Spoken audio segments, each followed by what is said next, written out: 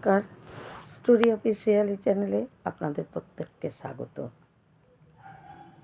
আমি আজকে একটা গল্প বলছি। এক ব্রাহ্মণ ছিল। সেই ব্রাহ্মণ রাজার বাড়িতে রাজার ওখানে আসতো, কিন্তু রাজা ব্রাহ্মণকে খুব ভক্তি শ্রদ্ধা করত এবং রাজা ব্রাহ্মণকে খুবই ভালোবাসতো এবং তার ভক্তি তার থেকে সব কিছু তার সঙ্গে কথাবার্তা বলতো, অনেক কিছু তার থেকে জানার চেষ্টা করত। এবং রাজা কী করে, ব্রাহ্মণকে এতটাই সম্মান দেয়, ব্রাহ্মণ আসার সঙ্গে সঙ্গে তার পা ধুইয়ে দিয়ে তার গলায় মালা পরিয়ে রাজার পাশেই আর একটা সিংহাসন তিনি এনে দেয় যে ওই ব্রাহ্মণের বসার জন্য। তাই ব্রাহ্মণ ওই রাজার পাশের সিংহাসনেই বসতেন।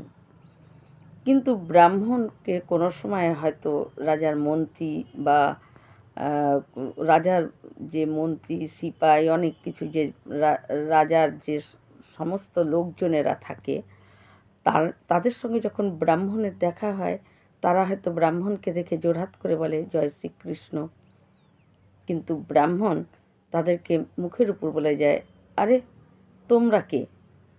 আমার সঙ্গে সম্পর্ক স্বয়ং রাজার, তাই তোমাদেরকে আমি কিছু মানি না, বা তাদেরকে তুচ্ছ ছোট নজরে দেখত। এমনকি ওই ব্রাহ্মণ অনেক সময় ওই রাজার ব্রাহ্মণের চোখে হয়তো রাজার যে মন্ত্রী বা আরও সব লোক আছে তাদের সম্বন্ধে সে কিছু বললে রাজাকে তার চোখে যদি তা ভালো না লাগতো, তাই রাজাকে সেটাকে বলতো এবং রাজা তখন তাদেরকে শাস্তি দিত। তাই এই ব্রাহ্মণের প্রতি তাই সমস্ত মন্ত্রী এবং রাজা ছাড়া আর বাদবাকি রাজার যে ওখানে যারা কাজ করতো তাদের প্রত্যেকের ব্রাহ্মণকে তাই মানে তারা আর পছন্দ করতো না। যে ব্রাহ্মণ যেহেতু রাজা তাকে সম্মান করে, তাকে তার সিংহাসনের পাশে সিংহাসনে বসায়, তার জন্য আমাদের সঙ্গে খুব খারাপ ব্যবহার করে। তাই তারা সবাই একদিন একসঙ্গে বসে তারা একটা আলোচনা করে যে এই ব্রাহ্মণকে রাজার এখানে ঢুকতে দেওয়া বন্ধ করতে হবে। তাই আর একজন বলে যে কি করে এটা সম্ভব? রাজা যদি জানে যে আমরা ব্রাহ্মণেরকে আসতে দিইনি, রাজা তো এটা শোনার সাথে সাথেই আমাদেরকে নানা রকম শাস্তি দেবে, কিন্তু এটা কি করে করা যাবে? তখন আর একজন বলে যে ব্রাহ্মণকে কোনো মতেই রাজার সঙ্গে দেখা করতেই দেব না, তাহলে ব্রাহ্মণ কি করে রাজাকে বলবে? তাহলে আমরা শাস্তিও পাবো না। তখন বলছে যে ঠিক আছে, দেখা যাক আমরা কতটা কি করতে পারি। এই বলে পরের দিন যখন ব্রাহ্মণ রাজার মানে গেটের সামনে রাজার ওখানে ঢুকবে বলে আসছে, তখন সবাই মিলে ব্রাহ্মণকে ধরে ফেলে এবং ব্রাহ্মণ চিৎকার করতে চেষ্টা করে, কিন্তু চেষ্টা করলেও তার মুখ চেপে ধরে তাকে একটু দূরে নিয়ে চলে যায় যে না, তোমাকে কিছুতেই রাজার ওখানে ঢুকতে দেব না আমরা। ব্রাহ্মণ অনেক চেষ্টা করে, কিন্তু তারা কিছুতেই ব্রাহ্মণকে ঢুকতে দেয় না। তারপর রাজা একদিন তার সিংহাসনে বসে এবং মন্ত্রীকে ডাকে, আরে এই ব্রাহ্মণ পণ্ডিত কেন আসছে না? তখন বলে যে না, রাজামশাই, ব্রাহ্মণ পণ্ডিত এসেছিল অনেক ভোরবেলা, আপনি কালকে অনেক রাতে শুয়েছেন, তাই আমরা ডাকার সাহস পাইনি। সেই ব্রাহ্মণ পণ্ডিত ভগবানের কথা বলার জন্য 7 দিনের জন্য এক জায়গায় গেছে।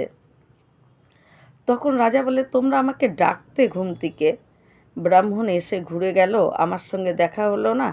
তখন বললাম 7 দিন পরে তো আসবেই, আপনি কালকে অনেক দেরিতে ঘুমিয়েছেন, তাই আমরা ডাকিনি। রাজা তখন ভাবে যে ঠিকই, ওদের কাজ ওরা ঠিকই করছে। তখন রাজা বলে যে ঠিক আছে, 7 দিন পরেই তো আসবে। 7 দিন চলে যায়। 8 দিনের দিন রাজা আবার সেই ব্রাহ্মণের অপেক্ষা করে, ব্রাহ্মণ আসছে না। তখন মন্ত্রীকে ডাকে যে ব্রাহ্মণ এখনো আসলো না কেন? আজকে তো 7 দিন তো শেষ হয়ে গেছে, আজকে তো 8 দিন। তখন মন্ত্রী বলে যে রাজামশাই, আমি আপনাকে কেবলই আসতাম খবরটা দিতে, আপনি তখনই ডেকে পাঠালেন। ওই ব্রাহ্মণ যে ভগবানের কথা বলার জন্য 7 দিন যেখানে গিয়েছিল, সেখানে একটা দুর্ঘটনায় তার মৃত্যু হয়। রাজা তখন বলে যে তাহলে শিগগিরই তো সেখানে যাওয়ার ব্যবস্থা করো, আমি সেখানে যাব, তার অন্তিম কাজে আমি থাকব। তখন বলে রাজামশাই, আপনি গিয়ে কি করবেন, কোথায় যাবেন? তার শরীর দেহ নিয়ে সে ছোটোবেলায় যেখানে বড় হয়েছে তারা সেখানে নিয়ে চলে গেছে, আপনি কি করে যাবেন? তখন রাজা তাদেরকে মন্ত্রীর হাতে কিছু স্বর্ণমুদ্রা দিয়ে বলে যে তোমরা এটাকে সেখানে পাঠানোর চেষ্টা করো, যাতে তার অন্তিম কাজে এই অর্থ ব্যবহার করা হয়। এবং মন্ত্রী এসে তারা কি করবে, ওই স্বর্ণমুদ্রা তারা নিজেদের মধ্যে ভাগ করে নিয়ে নেয়। কিন্তু ব্রাহ্মণ ডেলি চেষ্টা করতো রাজার সঙ্গে দেখা করার, কিন্তু ওরা কিছুতেই দেখা করতে দিবেই না, ওরা যেমন তেন করে ব্রাহ্মণকে আটকে দিত।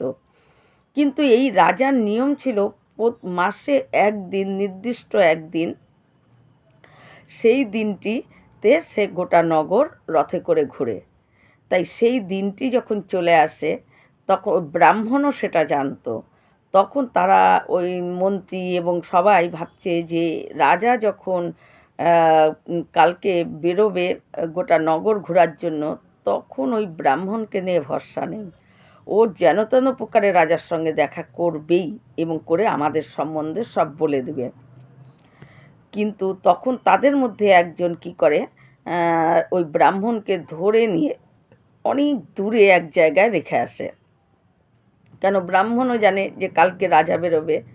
কিন্তু তারপর তারা নিজেরা সমস্ত মন্ত্রী এবং আর সবাই, রাজার ওখানে যারা কাজ করতো, যারা সবাই মিলে এই কাজটা করেছে, তারা প্রত্যেকেই ভয়ে ভয়ে ছিল যে কালকে রাজা বেরোবে, কিন্তু ব্রাহ্মণকে নিয়ে ভরসা নেই। কিন্তু আরেকজন তখন বলছে, না আমি অনেক দূরে তাকে রেখে এসেছি, সে রাতের মধ্যে কি করে আসবে? কিন্তু ব্রাহ্মণ পণ্ডিত কি করে, অনেক কষ্টে এবং যেন তেন প্রকারে সে সেখানে আসছে। এসে একটা গাছের মধ্যে উঠে সে বসে আছে, যে রাজা যখনই এই পথ দিয়ে যাবে তখন ওই রাজার মানে রথটাও তো অনেক উঁচু, তাই গাছের একটা ডালের মধ্যে বসে আছে, যে রাজা যখনই এখান দিয়ে যাবে তখন আমি বলবো রাজামশাইকে সব বলবো, এবং বলে ওই রথের মধ্যেই একবারে লাফ দিয়ে বসে যাব। কিন্তু তারপর রাজা যখন সকালবেলায় নগর ঘোরার জন্য বেরোয় রথে চেপে, তখন ঘুরতে ঘুরতে রাজা ঠিক ওই রাস্তায় যখন যায়, তখন ওই ব্রাহ্মণ দেবতা রথের সেই সামনেই একটা ডালে, সে গাছের ডালে বসে আছে এবং চিৎকার করছে, রাজামশাই রাজামশাই, আমি সেই ব্রাহ্মণ, আর আপনার এই মন্ত্রী, আপনার যে সবাই সিপাই, এরা সবাই মিলে আপনার সঙ্গে আমাকে দেখা করতে দিচ্ছে না, আপনার সঙ্গে আমাকে দেখা করতে দেয়নি, আমি তাই আপনার সঙ্গে দেখা করতে পারিনি। তখন রাজা ওই ব্রাহ্মণকে দেখে অবাক হয়ে যায়, মন্ত্রীকে ডাকে যে তুমি না বললে যে এই ব্রাহ্মণ পণ্ডিত মৃত্যু হয়ে গেছে, সে মারা গেছে, তাহলে সে এই গাছের ডালে কি করছে? তখন মন্ত্রী বলে যে রাজামশাই, ওই ব্রাহ্মণ পণ্ডিত মৃত্যু হয়ে গেছে ঠিক, এ এখন ব্রহ্মদত্তী হয়ে এই গাছের ডালে বসে আছে, এই পথ দিয়ে যেই যায় তাকেই এই কথা বলে। আপনি যদি চান তো আপনি অন্য রাস্তায় শিগগিরই চলে যান, এখানে বেশিক্ষণ থাকবেন না, এই পথ ছেড়ে অন্য গলিতে ঢুকে পড়েন। তখন রাজা ভাবে যে ঠিকই তো, রাজা তাড়াতাড়ি করে তার রথ ঘোরাতে আদেশ করে এবং রাজার রথ ঘুরে অন্য রাস্তায় চলে যায়। তখন রাজার যে যারা নাকি ওই সিপাই মন্ত্রী, তখন তারা ওই ব্রাহ্মণকে বলে যে তুমি আমাদেরকে খুব ছোট করে দেখতে না, আমরা যদি তোমাকে জয় শ্রীকৃষ্ণ বলে সম্বোধন করতাম, তাহলেও তুমি কি করতে, বলতে আমার সঙ্গে রাজার সম্পর্ক, তোমরা কে তাই বলতে তো, তাই তুমি আমাদেরকে যে ছোট করে দেখতে, এখন দেখো তোমার অবস্থা। তখন ওই ব্রাহ্মণ তাদের কাছে ক্ষমা চায় যে আমি সত্যিই ভুল করেছি, আমি রাজার সঙ্গে আমার সম্পর্ক বলে আমি নিজে অহংকারে তোমাদেরকে ছোট করে দেখেছি, কিন্তু এটা আমার কখনোই উচিত হয়নি। রাজার সঙ্গে আমার সম্পর্ক ভালো করার আগে তোমাদের সঙ্গেও আমার সম্পর্ক ভালো রাখা উচিত ছিল, তোমাদের সঙ্গেও ভালো ব্যবহার করা আমার উচিত ছিল। তাই আমি সত্যিই ভুল করেছি এবং তাদের কাছে ক্ষমা চাই। তাই এই রকমই আমাদের ক্ষেত্রেও এরকম হয়। আমরা যখন মানে কোনো তীর্থস্থানে বা কোনোখানে আমরা ভগবানের মন্দিরে যাই, ভগবানকে দেখার জন্য বা ভগবানকে কী করে দেখব সেটাতেই ব্যস্ত হয়ে যাই। কিন্তু ওই ভগবানের যে মন্দিরের ভগবানকে যে সুরক্ষিতভাবে রেখেছে সেই ভক্ত, সেই বৈষ্ণব, তাদেরকে কিন্তু আমরা সেভাবে সম্মান বা তাদেরকে সেইভাবে আমরা শ্রদ্ধা ভক্তি জানাই না, কিন্তু এতে আমাদের বৈষ্ণব অপরাধ হয়। কিন্তু ভগবান সবসময় চায় যে আমার যে ভক্ত বা আমার যে পরম বৈষ্ণব, তাকে যদি আমরা শ্রদ্ধা বা সম্মান করি, ভগবানকে যদি আমরা তার জন্য অল্প দেখতে পাই, কিন্তু ভগবান তবুও আমাদের প্রতি তার কৃপা থাকে, কারণ ভগবান সবসময় তার বৈষ্ণবকে খুব ভালোবাসে, তার ভক্তকে ভালোবাসে। ভক্ত অপরাধ ভগবান সহ্য করতে পারে না। ভগবানের উপর যদি কোনো অপরাধ হয়ে যায়, ভগবান সেটা মেনে নেয়, কিন্তু কোনো বৈষ্ণব, কোনো ভক্তের উপরে যদি কোনো অপরাধ হয়ে যায়, ভগবান সেটা কখনো ক্ষমা করে না। তাই আমাদেরও এরকম করা উচিত।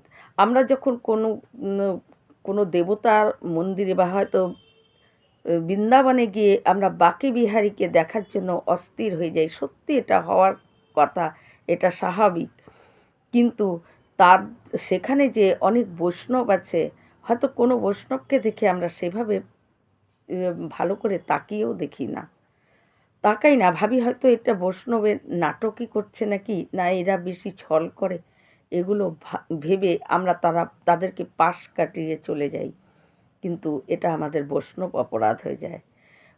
যখনই তিলক গলায় তুলসী মালা দেখা যায়, সে যাই হোক না কেন, তাকে জয় শ্রীকৃষ্ণ, জয় শ্রীরাম বলে তাকে সম্বোধন করে জোড়হাত করে তাকে প্রণাম করলে ভগবানই খুশি হয়। সে বৈষ্ণব কেমন সেটা আমার দেখার দরকার নেই, সেটা নিয়ে আমাদের ভাবনা চিন্তা করা উচিত না। তাই এই গল্প আমাদেরকে এই শিক্ষাটাই দেয় যে আমরাও এই রকমভাবেই বৈষ্ণব অপরাধ করে ফেলি। এই রকম ভিডিও পাওয়ার জন্য আমার চ্যানেলটিকে সাবস্ক্রাইব করবেন। নমস্কার।